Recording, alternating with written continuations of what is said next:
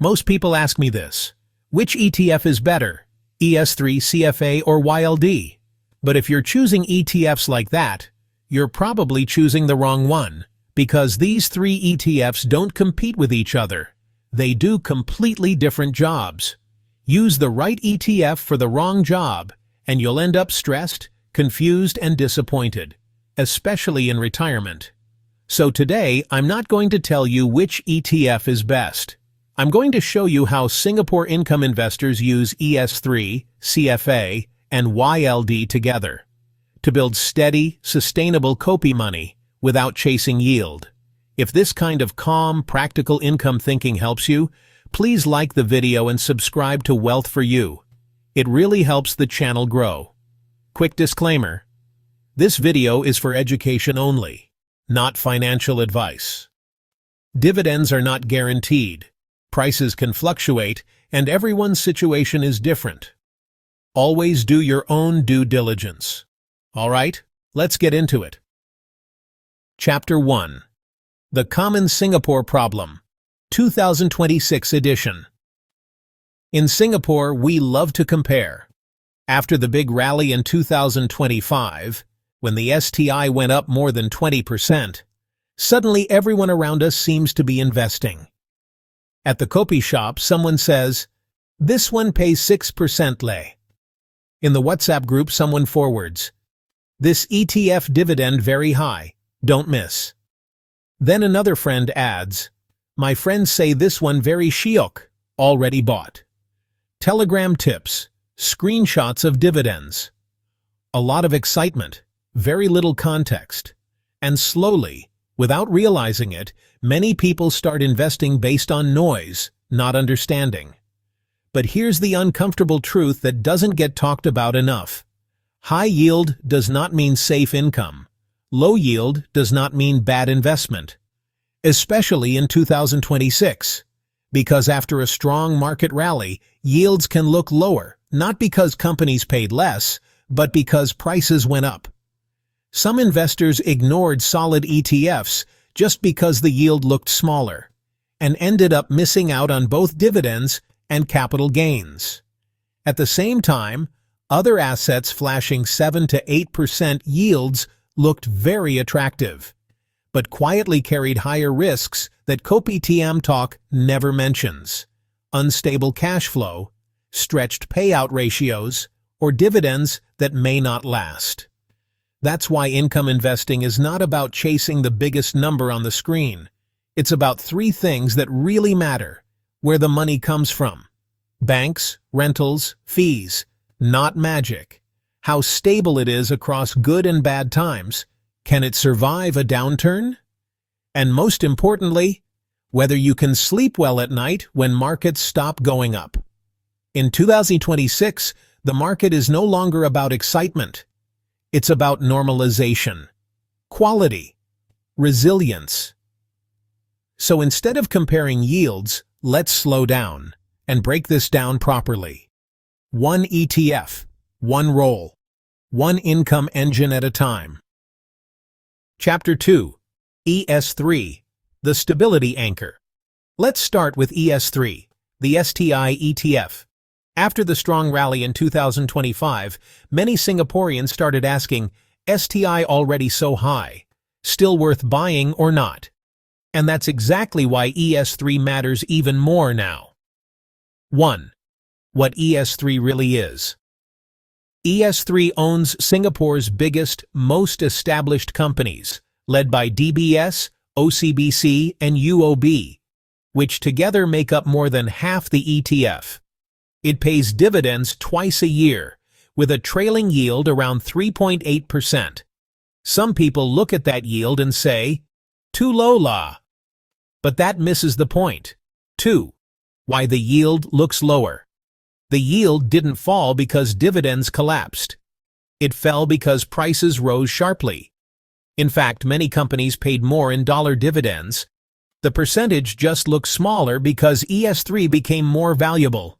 Some investors skipped ES3 because of the yield and missed out on both capital gains and growing dividends.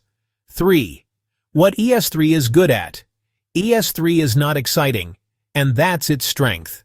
Stable blue-chip dividends, long track record across crises, lower volatility than global markets, low cost, more kopi-money stays with you. When markets turned volatile in 2025, ES3 held up better than many hot assets. 4. A simple way to think about ES3. ES3 is like CPF-style income. Nobody brags about CPF. But when markets get rough, CPF is what lets people sleep at night.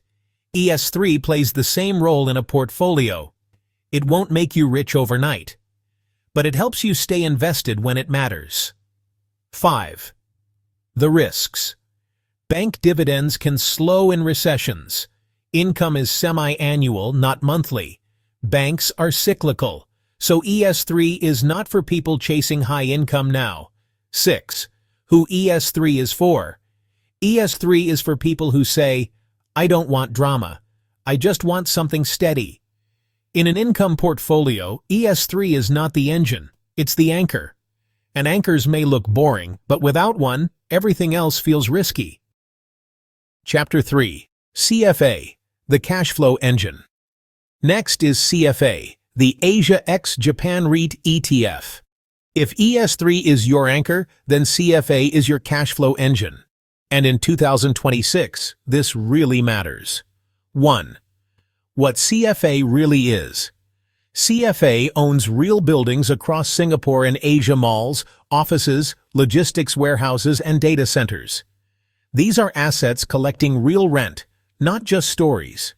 CFA pays dividends quarterly, with a yield around 5.3% to 5.5%. 2. Why CFA stands out in 2026. After years of high-rate fear, the mood has changed. As interest rates stabilized and started easing in late 2025, REIT borrowing costs came down and distributions began to recover.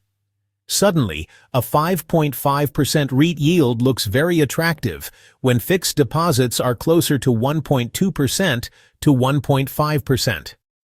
This is why many investors in 2026 are quietly shifting from avoid REITs to where's the cash flow. 3. Why income investors like CFA. CFA delivers what many retirees actually want. Quarterly cash flow. Not long waiting gaps, rental-based income, not just corporate profits, diversification beyond Singapore, and easier budgeting throughout the year. ES3 pays in February and August. CFA fills in February, May, August, and November. That rhythm really matters. 4. The Asia ex-Japan edge. CFA isn't just local malls. It includes Hong Kong retail REITs, logistics, and data center REITs across Asia. In 2026, growth in rent is coming from logistics and data centers, not just shopping malls. CFA captures that better than a bank-heavy ETF. 5. A simple way to think about CFA. CFA is like owning many rental properties, without being a landlord. No tenants calling, no leaking pipes, no chasing agents. Just diversified rent, paid quarterly. 6. The risks. CFA is not guaranteed income. REIT prices still react to interest rate changes. Some REITs are still repairing balance sheets. Property cycles still exist. Rates are easing, but they're not going back to zero. 7. Bottom line. CFA is not for flipping. It's designed to do one job well: turn property rent into steady, visible cash flow. In an income portfolio, ES3 gives stability, CFA gives rhythm. And in 2026, that rhythm is exactly what many Singapore income investors need. Chapter 4. YLD, the yield booster. Now let's talk about the most misunderstood ETF, YLD. This is the one that makes people say 6% leh. And once that number appears, logic often takes a step back. So let's pause. 1. What YLD really is. 2026 reality. YLD focuses almost entirely on APAC banks and financial companies. It pays dividends quarterly, and as of early 2026, the trailing yield is around 6%, the highest among the 3 ETFs. It's no longer brand new, but it is still high octane.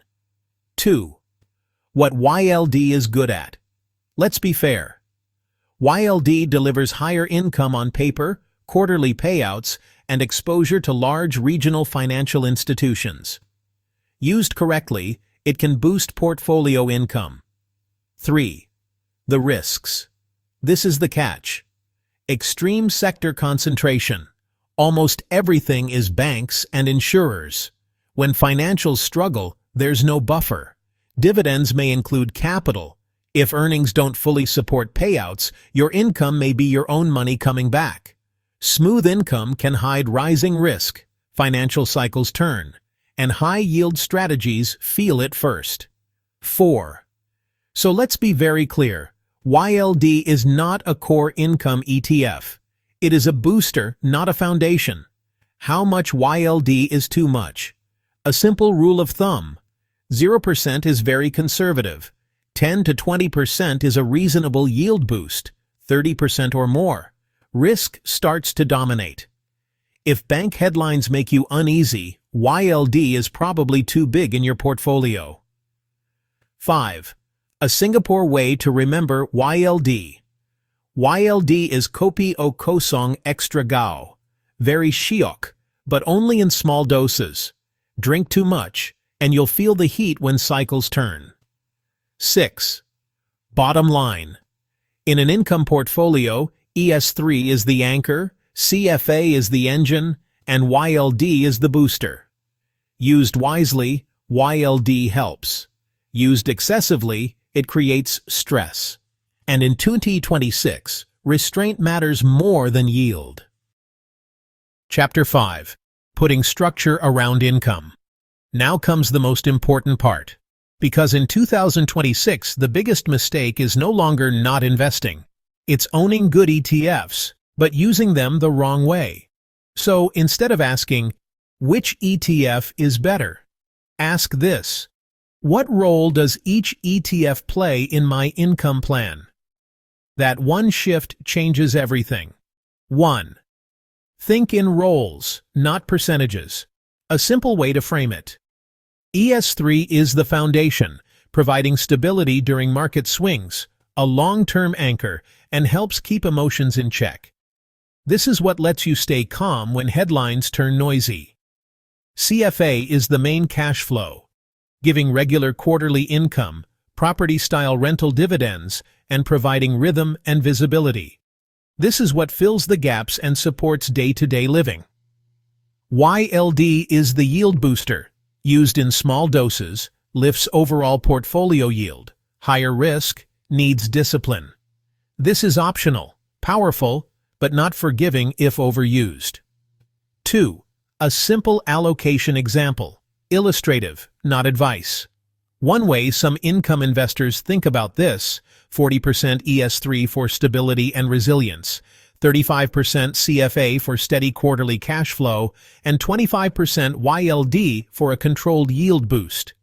What this does: ES3 absorbs shocks during downturns, CFA keeps income coming even when prices fluctuate, YLD lifts yield without dominating risk. If markets fall, the portfolio doesn't rely on one engine. If banks struggle, not everything breaks at once. That's the point. 3. Why this matters in 2026. After the strong rally in 2025, markets are normalizing. Returns will likely be less spectacular, more uneven, and more dependent on quality and structure. This is where income architecture matters more than yield chasing. This is not gambling. This is design. When each ETF has a clear job, you stop reacting to noise. You stop chasing the next Shiok idea, and income becomes something you manage, not worry about. That's how calm, sustainable kopi-money is built in 2026, not by finding the best ETF, but by making sure each one works together. Final thoughts. Retirement is not about beating your friend's yield or chasing the highest percentage. It's about steady kopi-money, peace of mind, and sleeping well at night, even when markets are noisy. If this video helped you see income more clearly and calmly, please like the video. It really helps the channel. Subscribe to Wealth for You for practical, no-hype conversations about income, retirement, and real life in Singapore. And let me know in the comments. Which role matters most to you right now? Stability, cash flow, or yield boost? We're all learning together, one step at a time.